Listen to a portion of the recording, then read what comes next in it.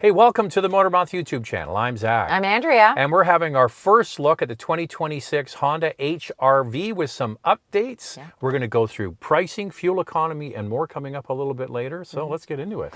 Yeah, so what's new? Well, they have updated the technology, more standard features, which is nice to see. I think Honda needed to be there on the HR-V. There's some exterior and interior tweaks. So not a huge difference between this 2026 model, but I think the big thing to focus on is the technology. This used to come with a 7-inch touchscreen with wired Apple Carplay and Android Auto. No more. What's it now, Andrea? I want to know. 2 inches bigger, 9 inches with standard wireless Apple CarPlay and Android Auto. And Honda also threw in a wireless charger. I can't believe up until 2026 they were still selling a base model with wired Apple and Android. So that's good news.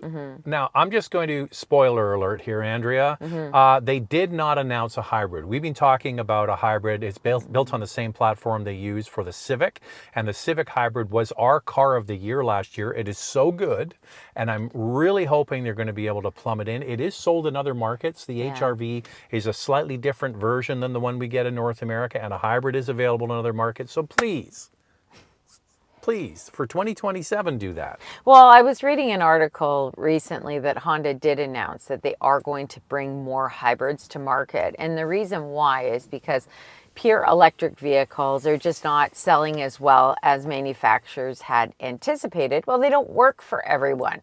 So I think having a broad portfolio of electric vehicles, hybrids, possibly plug-in hybrids one day. They're saying hybrids. This HR-V really needs one. I mean, this gas model has a 2-liter 4-cylinder. It's matched to a CVT, 158 horsepower and 138 pound-feet of torque.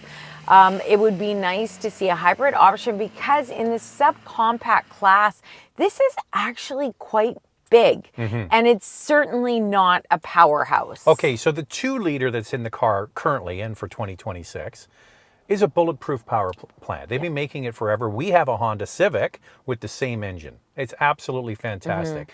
It's just a good basic A to B car, but it is, in my opinion, I would call the power adequate. It's all it is. It's adequate. And with the hybrid system, it would be up to 200 horsepower. Now that would be perfect. But we're not here to talk about what isn't available. We're here to talk about what is available. So the power is adequate. So there are 3 trims in both Canada and the US. The base model in Canada, you can get a front-wheel drive option. Other trims are all-wheel drive. And that base model in Canada also has an all-wheel drive option. In the US, you've got front-wheel drive and all-wheel drive options available on all trims.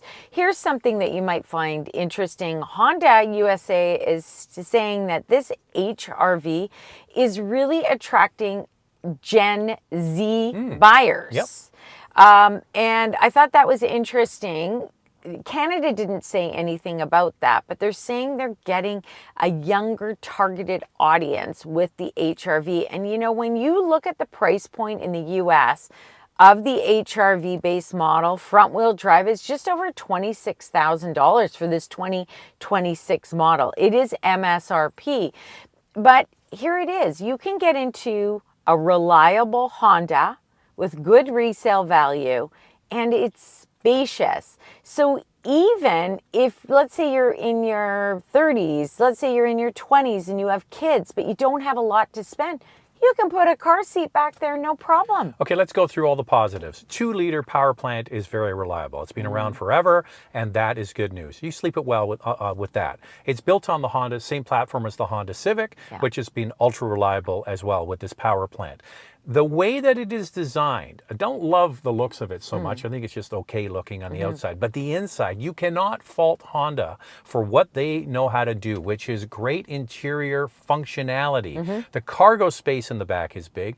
Andrea mentioned the back seat. Here's me in the back seat. You get good legroom and headroom, even though this is in the subcompact class. And from these seats forward is identical to a Honda Civic, which has been designed to be very functional and classy looking. It's not really fashion forward. It's kind of traditional looking, but it will always look kind of current for many years to come. And I just want to go back to the interior a little bit. Honda needed to be there with that 9-inch touchscreen because we just recently saw the 2026 Corolla Cross. And you get a gas model or a hybrid, and Toyota has raised the bar in that model as well. Wireless Apple CarPlay and Android Auto. And then also an available larger screen and a 12.3-inch digital driver display. The HR-V still gets a 7-inch driver display, but you know, more competitive now, which I'm happy to see with Honda. As for the exterior, not a lot of changes. Honda has added now 17-inch pewter gray wheels to the base model, and then the sport model as well as the EXL now have 18-inch wheels, which I think is nice. Maybe a bigger wheel will give it a, you know, more of a rugged or Sporty look, sportier stance. And then to the EXL model, they've added silver steering wheel spokes, dynamic climate control knob lighting, and a new front footwell lighting. There are 2 new paint colors, Solar Reflection Metallic, which is a silver, and a Boost Blue Pearl. The blue is exclusively for the sport model. There's standard privacy rear glass, and sport models add gloss black tailgate badging.